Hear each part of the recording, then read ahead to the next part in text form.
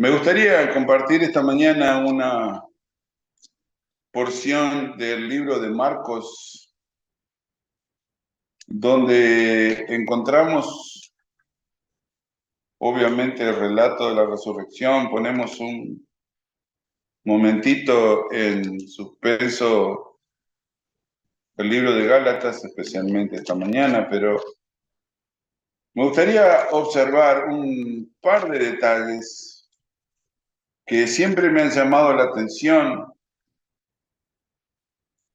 y obviamente tienen que ver con la decisión que Jesús toma en respuesta a nuestra necesidad. Marcos capítulo 16.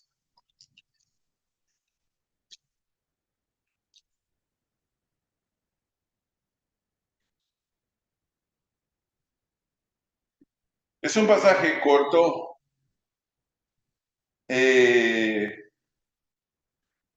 pero más allá del relato, intentar lo que el Espíritu guardó para nosotros.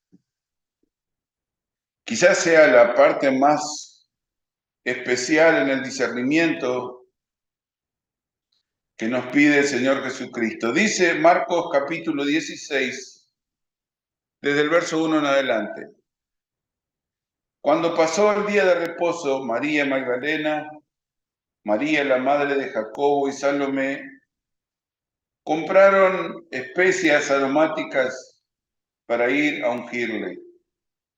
Y muy de mañana, el primer día de la semana, vinieron al sepulcro ya salido el sol. Pero decían entre sí, ¿quién nos moverá la piedra de la entrada del sepulcro? Pero cuando miraron, vieron removida la piedra, que era muy grande.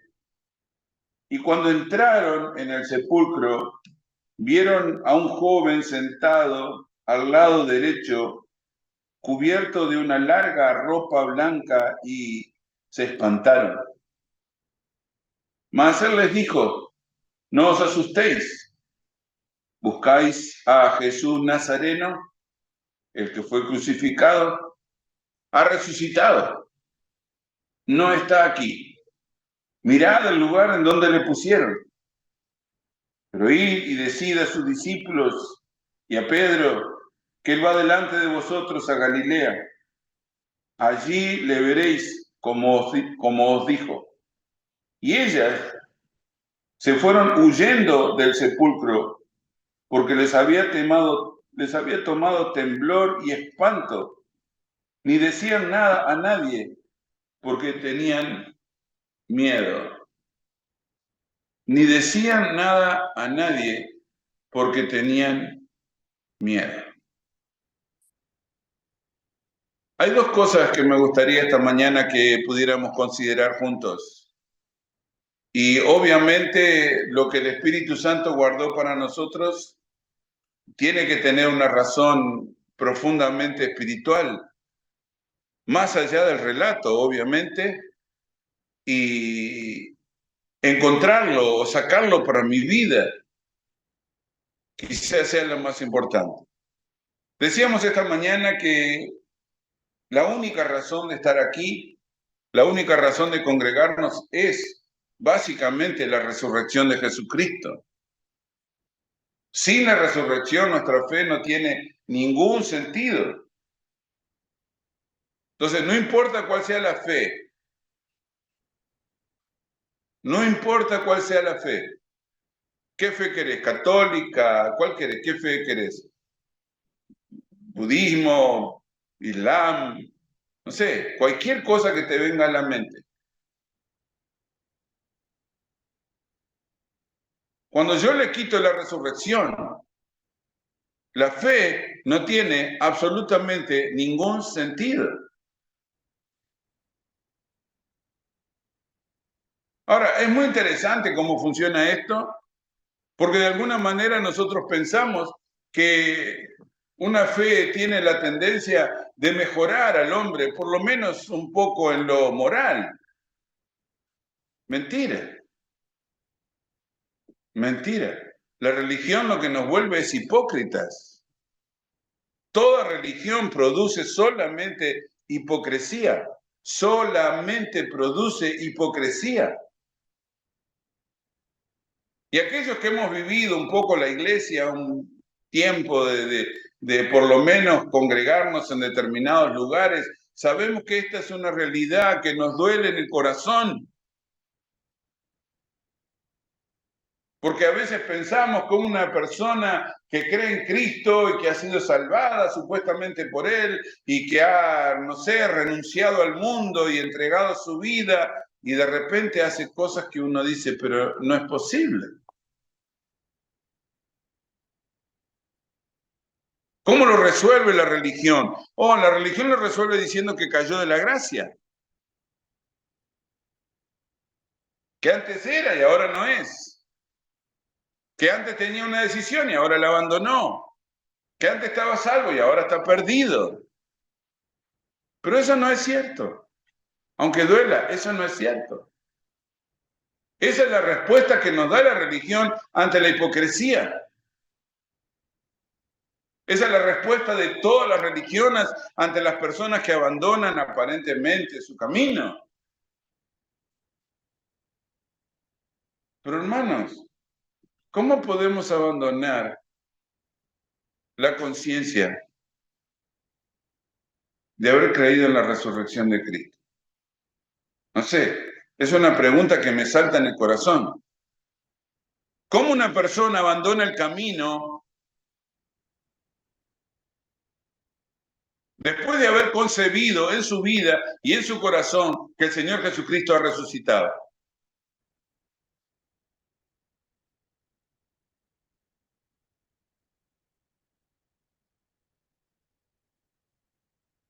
Entonces no cree que Jesucristo ha resucitado.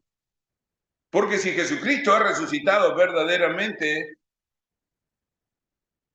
entiéndanme bien, hablar de la resurrección y creer en la resurrección son cosas diferentes. La religión nos ha hablado de la resurrección, pero los creyentes no creen en ella. Oh, es una posición muy complicada esa. Bueno, pero esa es la verdad. Esa es la verdad.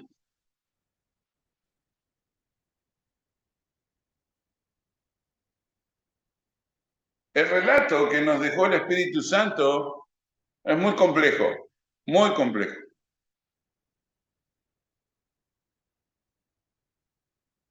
Ya no hablan de María como la madre de Jesús, sino de la madre de Jacobo. Es raro, porque esta María es la madre de Jesús. Pero no dicen la madre de Jesús, dicen la madre de Jacobo. Jacobo era el hermano menor de Jesús, el primer pastor de la iglesia en Jerusalén. Es este Jacobo. Y esta es la hermana de Jesús, Salomé. Pero ya no le dicen la madre de Jesús. Obviamente que Marcos está escrito aproximadamente unos 25 años después que pasó esto. O sea, no es que pasó hoy y lo escribo la semana que viene, no. Pasaron más de 20 años, más de 20 años.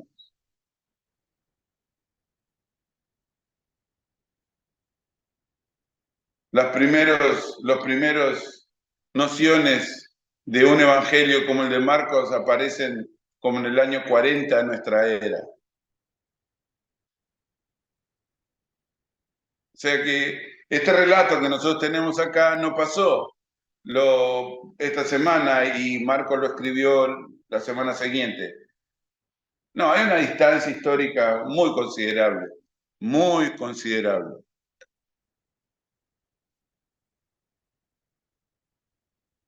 Por lo tanto, cuando él nos relata esto, intenta decirnos algo que yo necesito saber. Bueno, pasa en un día de la semana. Esto es algo que está debidamente documentado, que la historia siguió. Jesucristo murió, y como pasa con la muerte de todos los seres humanos, ¿qué hacemos? ¿Paramos el mundo porque él se murió? No, seguimos. Bueno, le hacemos el velorio, lo enterramos, está todo bien, pero seguimos. Los días siguen corriendo. No se detiene el mundo porque alguien murió. Es duro, pero bueno, es la verdad. ¿Cuántas personas van a morir hoy en la nación? Miles. Se mueren por miles.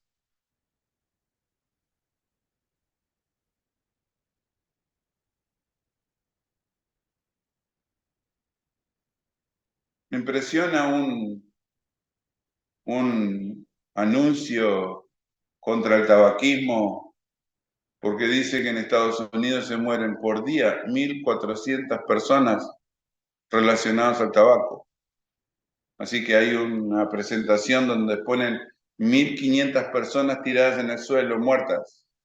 Y es increíble ver 1.500 personas tiradas en la calle. Parecen más de 1.500, parece una multitud, no, son 1.500. Bueno, esas se van a morir hoy solamente relacionadas con el tabaco. ¿Qué va a pasar? Nada. ¿Cortamos el día de la semana? No. Se murieron domingo, mañana es lunes. Y pasado es martes.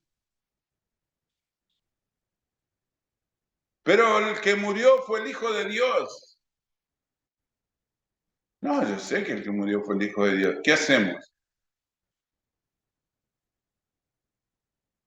Bueno, estas mujeres habían comprado un ungüento para llevarlo y ungir el cuerpo del Señor, pero cuando llegaron,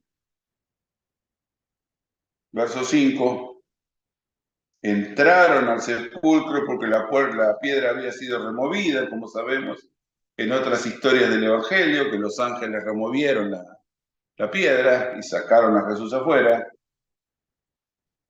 Y vieron a un joven sentado al lado derecho, cubierto de una larga ropa blanca, y se espantaron.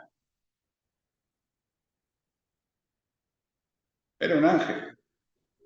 Bueno, no dice acá dice un joven sentado al lado derecho, cubierto de una larga ropa blanca.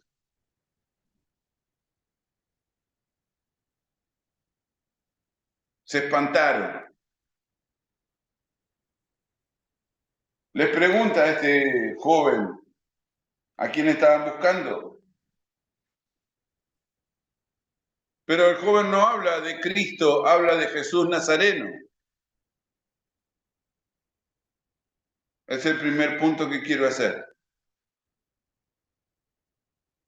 ¿Cómo identifica este ángel o este enviado de Dios o este joven de largas vestiduras blancas al que estaban buscando?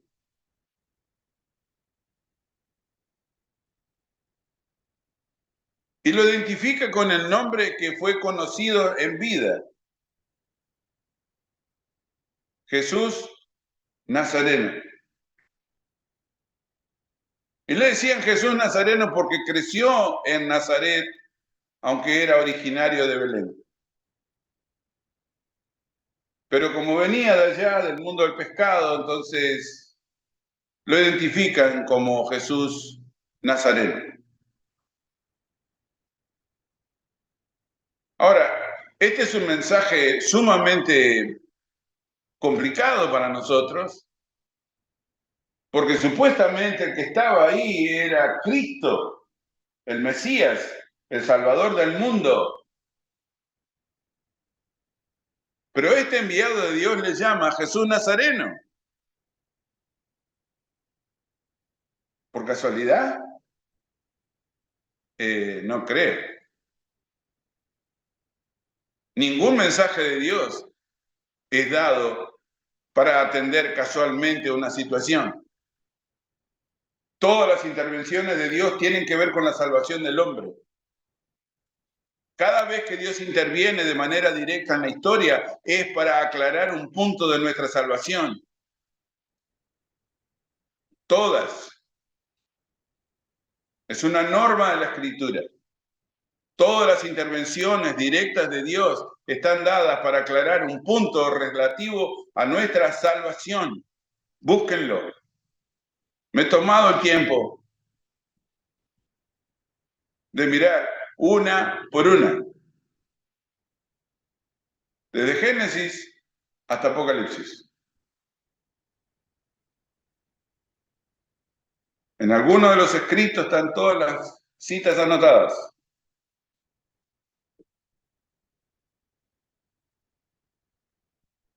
Y los que han participado conmigo en estudios saben de eso. Nos tomamos el tiempo de revisar cada intervención de Dios. Cada intervención de Dios en la Escritura es dada para resolver un problema relativo a nuestra salvación. Por lo tanto, cuando el ángel dice Jesús Nazareno,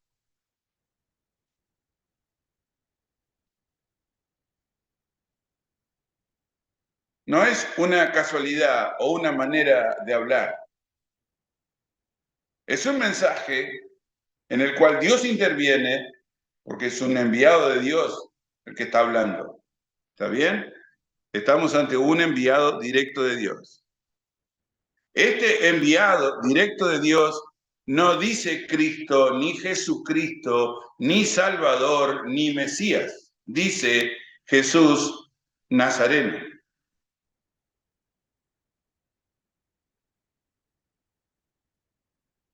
¿Por qué? Una sola razón, quizás la más importante. En ese lugar había verdaderamente un ser humano muerto. ¿Qué importa eso? No, es crucial. Es crucial.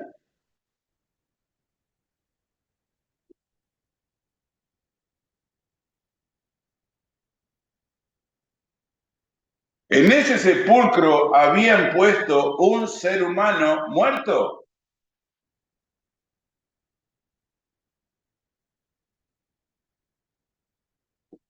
Habían reventado sus manos y sus pies.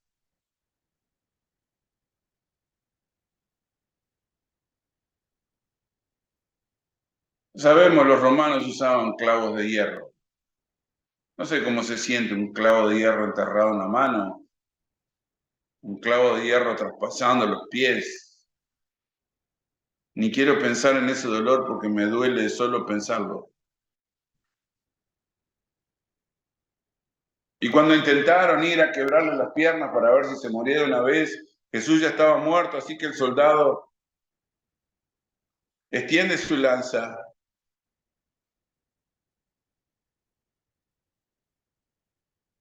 Las lanzas romanas eran unas lanzas, una herramienta de matar,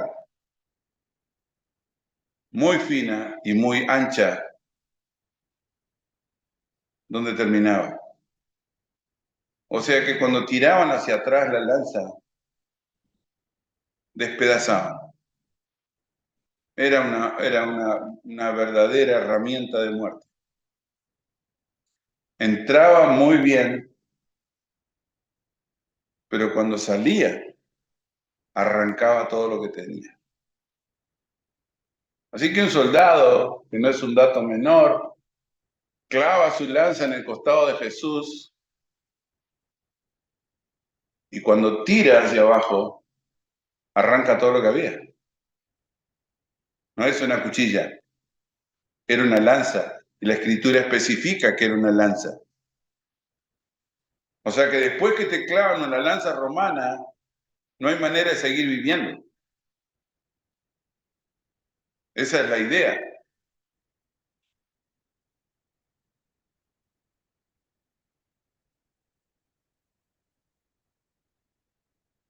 A las legiones romanas les llamaban mareas de sangre.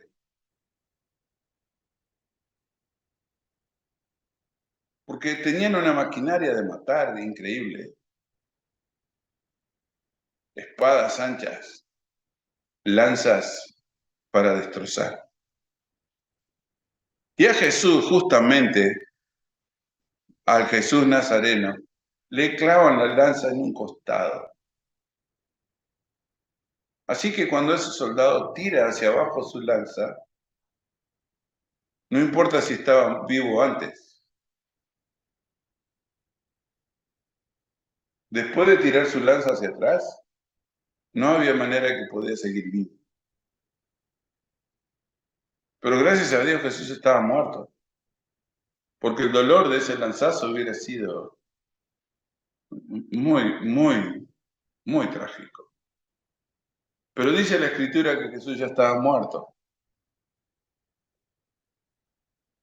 Pero así que ese hombre abrió el costado de un cuerpo muy maltratado y terminó de destrozarlo.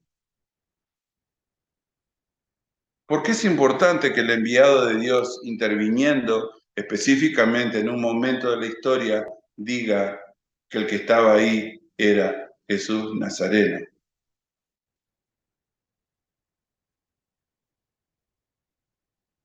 Porque en esa tumba había estado un hombre. No algo parecido a un hombre, un ser humano, idéntico a nosotros. No parecido, no similar, no una imagen, como dijeron algunas religiones que nacieron en Oriente a raíz de Jesús y hablaban de un término que se llama docetismo, donde predicaban que la apariencia humana de Jesús era una ilusión. No, no, no, no, Jesús no era una ilusión. Jesús era un ser humano.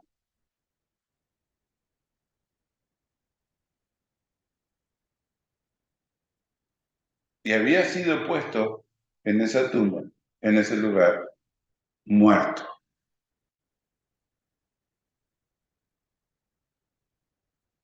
Aquellos que hemos visto un muerto, nos damos cuenta del dolor de la separación. No sé, uno nunca piensa en su corazón tener que ver la muerte de alguien que querés, como tu padre o tu madre. No sé, pensé, más allá del dolor de verlo, pensé que era mucho peor. Era mucho dolor, pero ¿saben qué? Lo pusimos en el cementerio y regresamos a casa y dormimos esa noche y nos levantamos al otro día y la vida siguió. Se murió mi mamá, sí, pero el otro día nos levantamos y siguió la vida.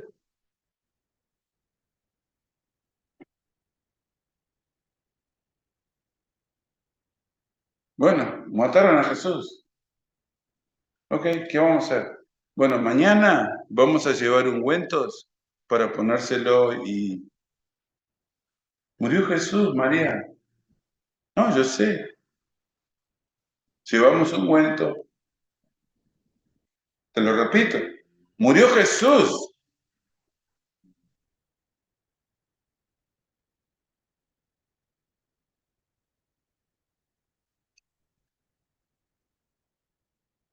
No, yo sé, pero mañana lunes compramos ungüentos, vamos a llevárselo. No, no, no estás entendiendo. Él dijo que iba a resucitar. Bueno, no, no, sí, todos vamos a resucitar. ¿Cuándo? Bueno, en el día postrero, bla, bla, bla, bla.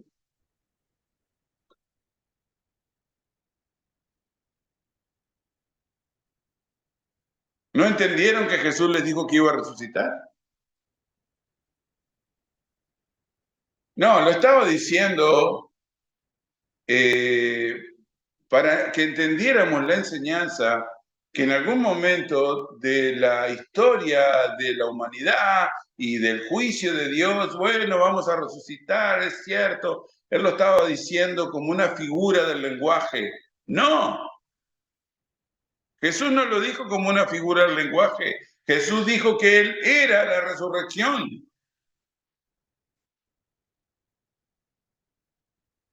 ¿Cuál Jesús? ¿Jesús Nazareno? Sí, Jesús Nazareno. Bueno, vuelvo y repito. Posiblemente lo dijo, pero Él estaba hablando de cosas figurativas.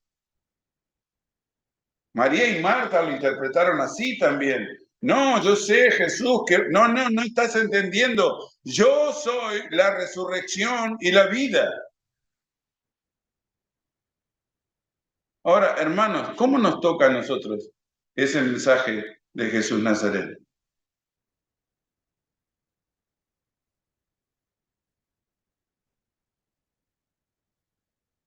Tratando de entender y de pensar y de enfocar mi vida y básicamente en el mensaje del cual me siento responsable de dar, de repente me veo también a mí mismo. El que dijo que iba a resucitar era Jesús Nazareno.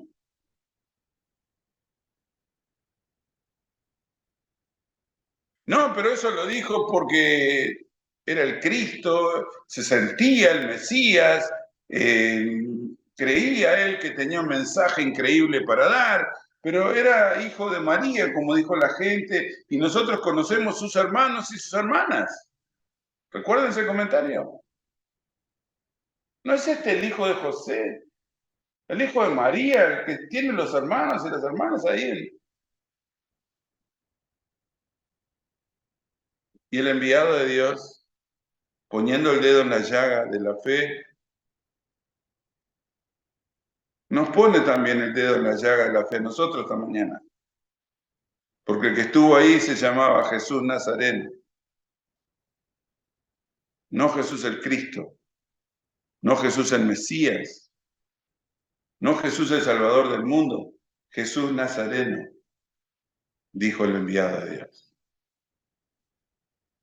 ¿Cómo nos afecta eso a nosotros? Bueno, nos afecta de manera más allá de lo que queremos admitir.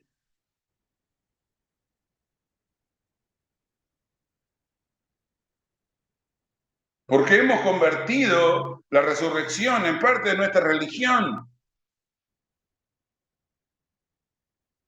Y la resurrección de Jesús no tiene nada que ver con la religión, es totalmente antirreligiosa la resurrección de Jesús.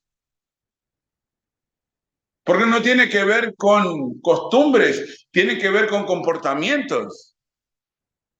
La religión no nos habla de comportamientos, la religión nos habla de guardar costumbres. Millones de creyentes van a estar esta mañana en una iglesia por costumbre, pero sus vidas no tienen nada que ver con Jesús Nazareno.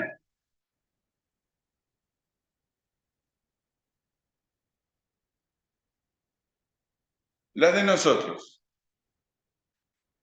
Tu vida tiene que ver con la vida de Jesús Nazareno. ¿Qué significa?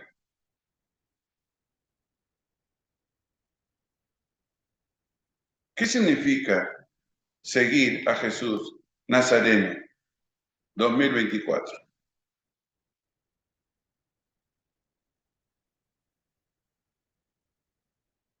¿Qué significa para tu vida? Porque la vida que él vivió, la vivió acá en la tierra. No la vivió en el cielo. En el cielo es el Hijo del Padre, está sentado a su derecha, dice la Escritura.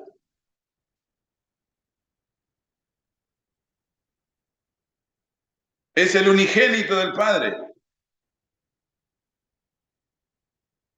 Y va a poner a todos sus enemigos bajo las plantas de sus pies.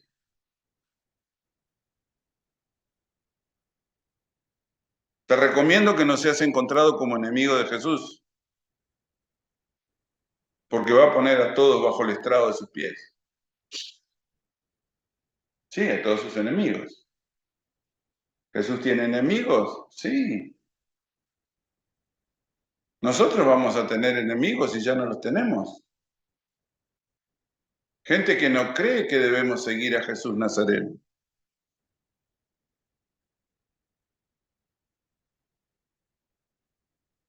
Hay evangélicos que no siguen a Jesús Nazareno. O sea, ni hablemos de las otras religiones. Evangélicos estoy hablando. Gente como nosotros, que habla de la resurrección, pero no vive la resurrección.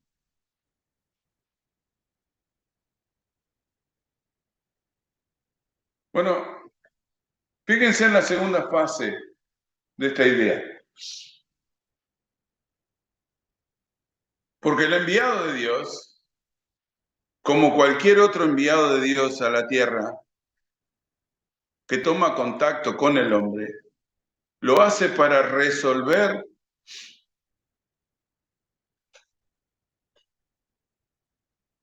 lamentablemente,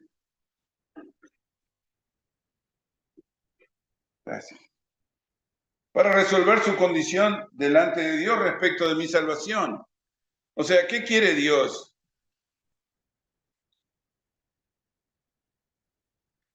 Hablando con estas mujeres. Bueno, lo que Dios quiere hablando con estas mujeres es resolver mi problema. ¿Qué distancia tiene esto? Más de 2000 años. Lo que quiere decir que Dios entiende que tenemos un problema. ¿Cuál es el problema que tenemos? No está aquí. Bueno, inmediatamente preguntamos, ¿dónde está? ¿Se llevaron el cuerpo? El Evangelio dice que los judíos hasta el día de hoy dice que los seguidores de Jesús se robaron el cuerpo. Y que eso lo iban a seguir diciendo históricamente. Y cuando vos le preguntás, especialmente a un judío ortodoxo, te dice, Jesús, oh no, Jesús, los discípulos le robaron el cuerpo y se hicieron como que resucitó. Así que los malditos dicen hasta el día de hoy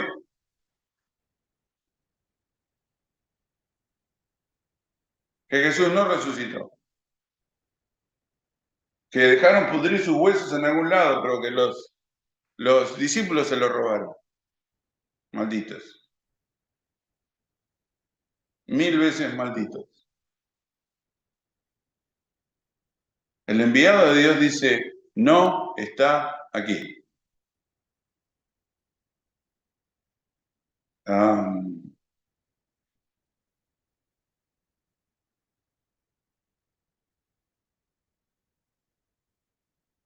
Decíselo a los discípulos, especialmente a Pedro, los va a encontrar en Galilea, como les dijo.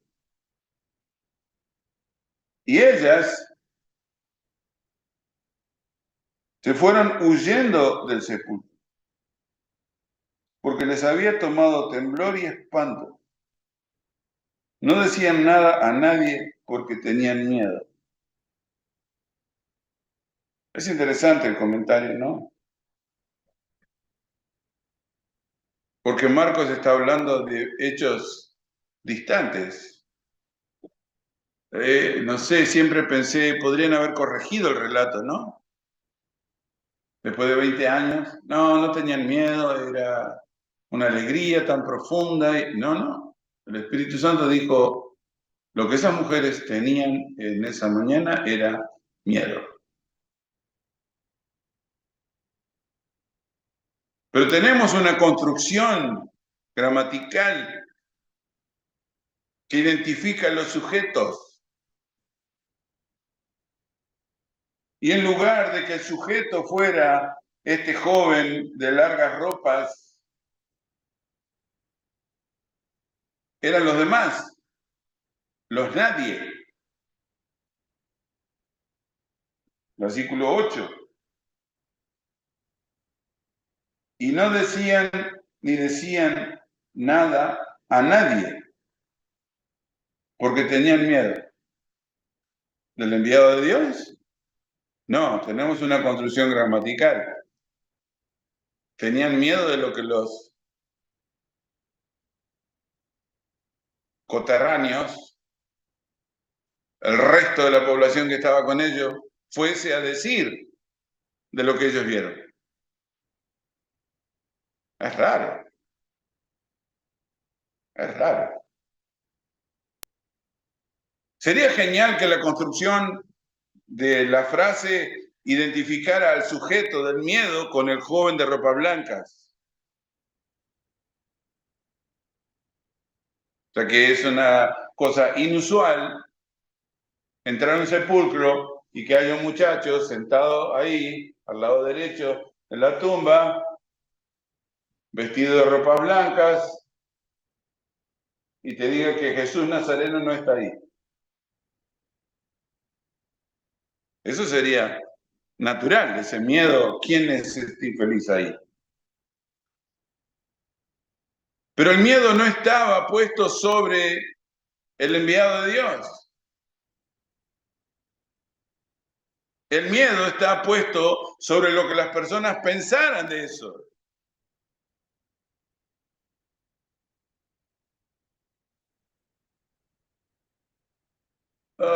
Se complica una cantidad, porque según el Espíritu Santo nuestra preocupación está más sobre las personas que por sobre el enviado de Dios.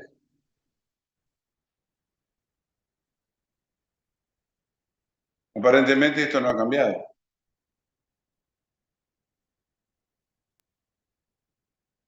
Y quizás sea la parte más triste de la resurrección.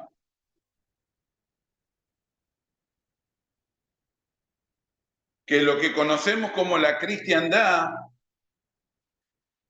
ha perdido tanto respeto por la resurrección que la consideran una fiesta popular. En Europa, Estados Unidos, Australia, Canadá, los países poderosos, no le llaman ni siquiera resurrección, se conoce como Easter. Y los niños en la mayoría de las iglesias esta mañana van a salir a buscar los huevitos de Pascua.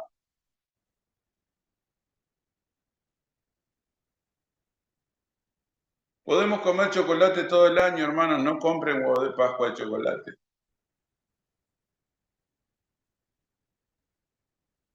El huevo es el símbolo de Tamuz,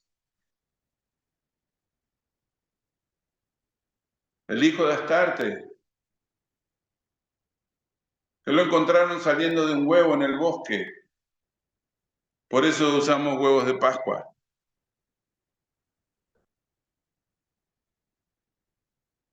¿Qué dice la religión? La religión dice que es un día para festejar, así que nuestros niños pintan huevos en esta cultura. Pero me acuerdo en Uruguay que se vendían huevos de Pascua por todos lados.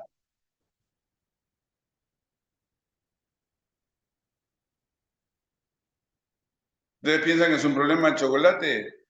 Podés comer chocolate todo el año, pero no compres huevo de Pascua, please.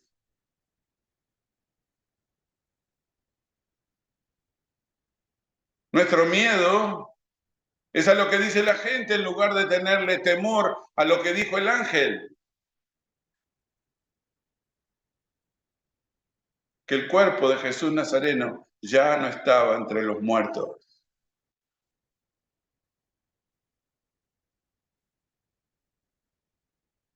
Eso es serio, hermano, porque vamos a tener que encontrarnos con Jesús. No, sí, en el juicio. No estás entendiendo.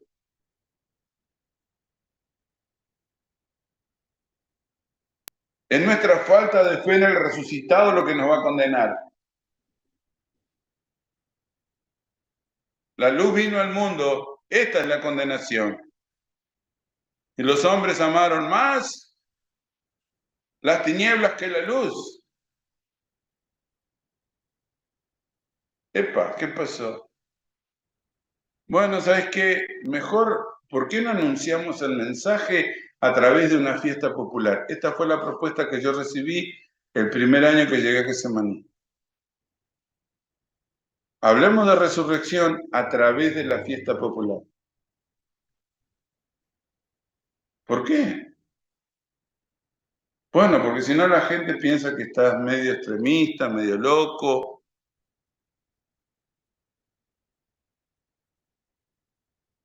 Hablemos de Jesús comiendo un huevito de Pascua. No, me resisto. Me he resistido y me voy a resistir hasta que me muera.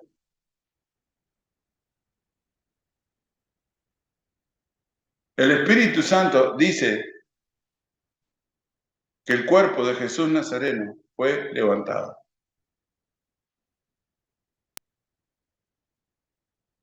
Y que yo debo honrar ese mensaje con mi vida. Y si no estás dispuesto a honrar el mensaje del Señor Jesucristo con ese mensaje, ese quiere decir que la luz de Cristo aún no te ha alumbrado.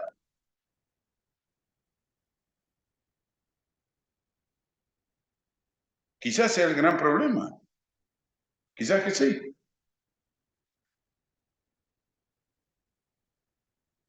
Hablamos de Cristo como un ser alejado y endiosado, cuando el enviado de Dios dice, el que estuvo acá se llamaba Jesús Nazareno, pero no está acá.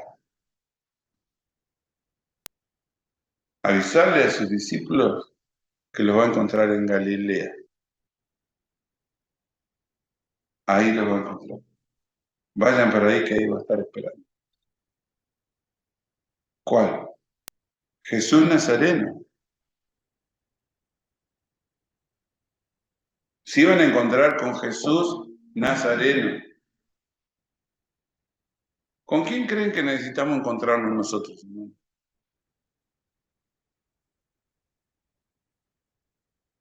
Porque nuestro encuentro también debe ser con Jesús Nazareno. ¿Está vivo? ¿No creen que está vivo? Jesús Nazareno está vivo, no está entre los muertos.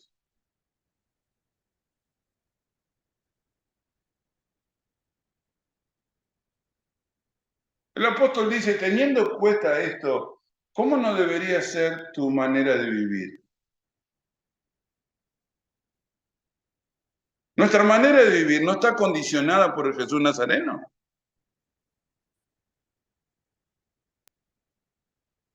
No somos discípulos de Jesús Nazareno. Ir y decir a sus discípulos y a Pedro que él va delante de vosotros a Galilea. Allí le veréis como os dijo.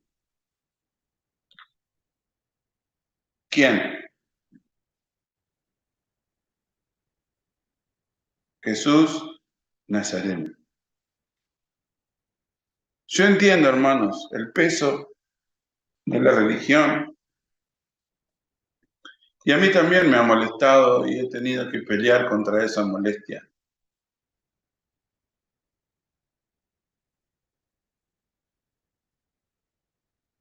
Volver a Jesús, un Dios del Olimpo,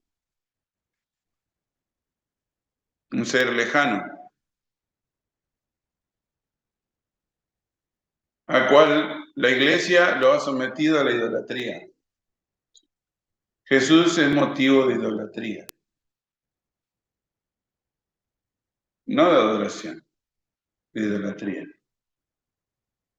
¿Por qué se llenaron las iglesias en Estados Unidos hoy? Por idolatría. Mañana van a seguir su vida como se les antoja. Y Jesús Nazareno no va a formar parte de su vida.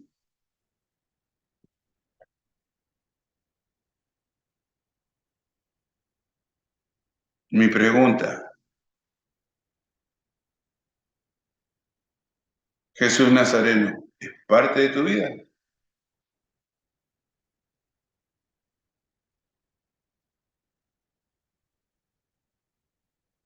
¿Qué pasa con esta idea? Esta idea sigue por toda la escritura y si has leído el primer capítulo de Apocalipsis, dice que todo el mundo lo va a ver.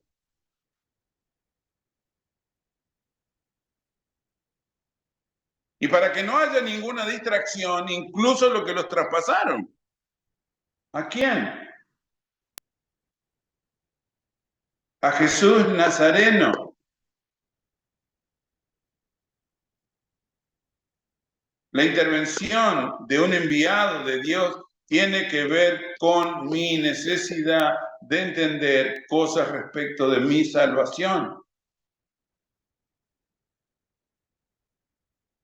Es raro.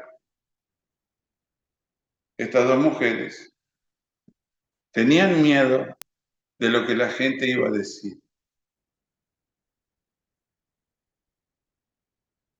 A mí me duele eso por un lado y por otro lado le agradezco a Dios lo que el Espíritu Santo ha hecho. Porque después de muchos años podrían haber corregido el error. Ya pasaron 25 años, ya está. Vamos a ponerlo mejor, que se vea mejor. ¿Cómo hacemos? Bueno, versículo 8, no lo pongo. ¿Dónde quedamos? Nos quedamos en el verso 7. Vayan, digan a los discípulos y a Pedro que Él los está esperando en Galilea. ¿Cómo les dijo? Pum, fin del cuento.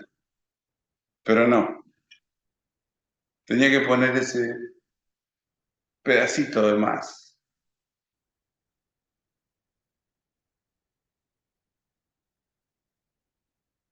Pero ese es el pedacito de más lo que nos lastima a nosotros esta mañana. ¿Nosotros confesamos a Jesús Nazareno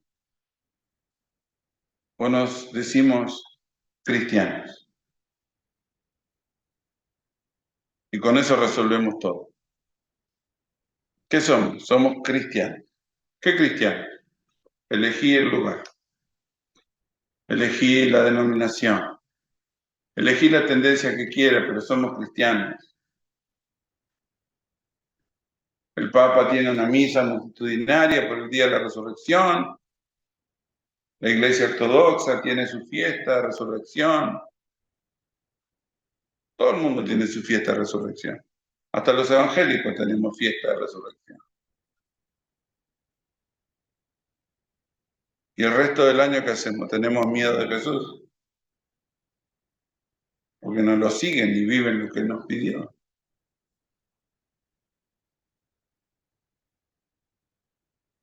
¿Qué significa esta mañana creer en la resurrección? No tengas miedo de nadie. Jesucristo, el que fue puesto en esa tumba, no está allí.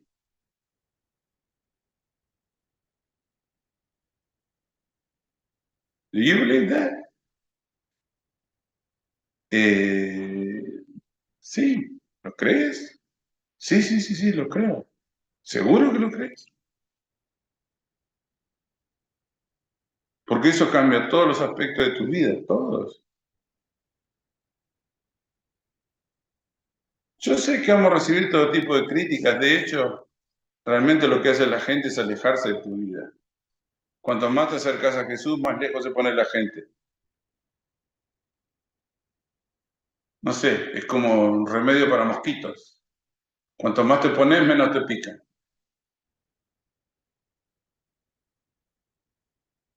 Cuanto más cerca de Jesús Nazareno, más lejos te pones de la gente. No porque quiero, porque esa es la actitud que toman las personas. Te fanatizaste, ¿qué te pasó? ¿Te volviste loco a la iglesia? ¿Qué te pasa? ¿Te volviste loco al ver la escritura? No, no, para eso no. Miedo. Verso 8. Les había tomado temblor y espanto. No le decían nada a nadie. ¿Qué pasó? ¿Te importa tanto lo que van a decir de vos? ¿De lo que viste en la tumba? ¿Te importa tanto que las personas piensen que estás loco en seguir a Jesús Nazareno? Por eso no hablas de Jesús Nazareno. ¿De qué hablas? ¿De Cristo? Aunque no parezca mentira, hermanos, es más fácil mencionar a Cristo que a Jesús. Porque Cristo es un ícono religioso.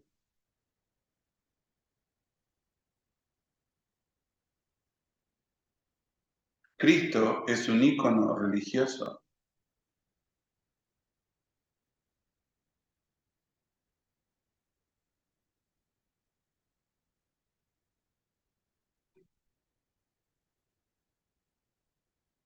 ¿Qué hacemos? No sé qué hacemos. Pero si no podés considerar a Jesús Nazareno como el resucitado, la fe no ha hecho ningún efecto en tu vida.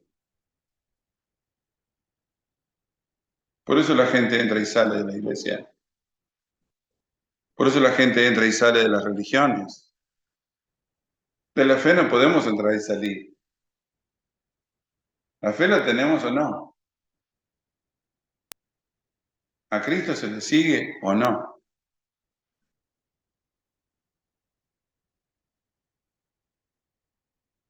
Miedo. Sí, miedo. ¿Todavía este miedo gobierna a las personas?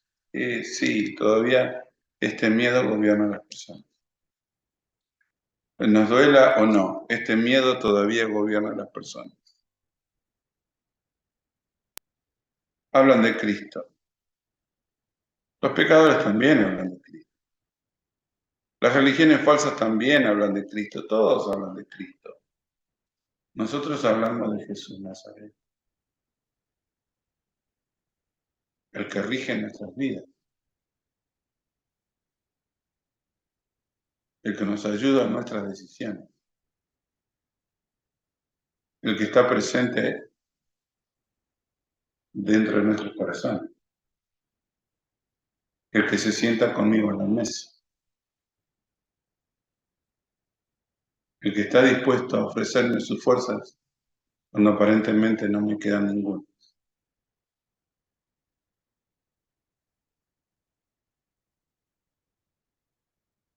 ¿Cuál es nuestra tarea este día? Y el que sigue, y el que sigue, confesar a Jesús Nazaret. Vamos a orar. Padre, te rogamos, te pedimos de corazón que nos permita, Señor, considerar cómo nuestras decisiones van a marcar el resto de nuestra vida.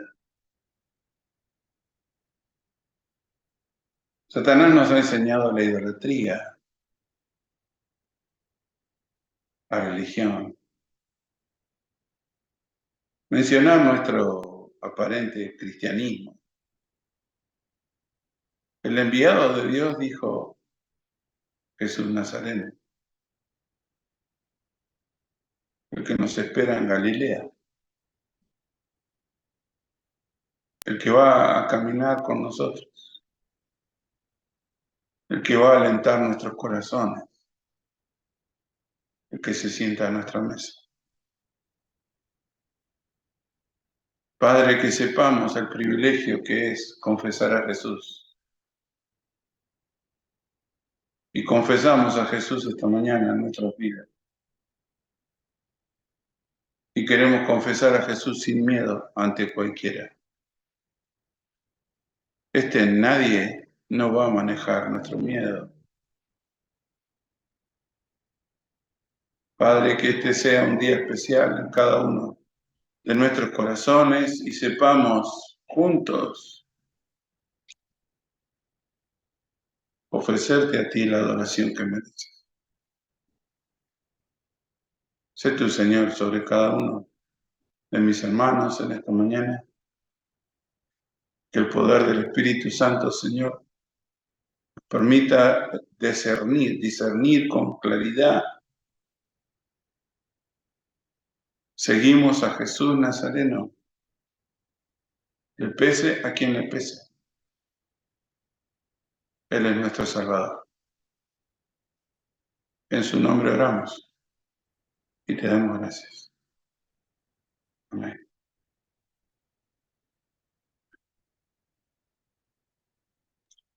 Dios les bendiga, hermanos. Esta tarde, si Dios nos da vida, terminamos el día del Señor en su casa. Pasen un buen día de resurrección. Es lo mejor que nos puede pasar. Dios les bendiga.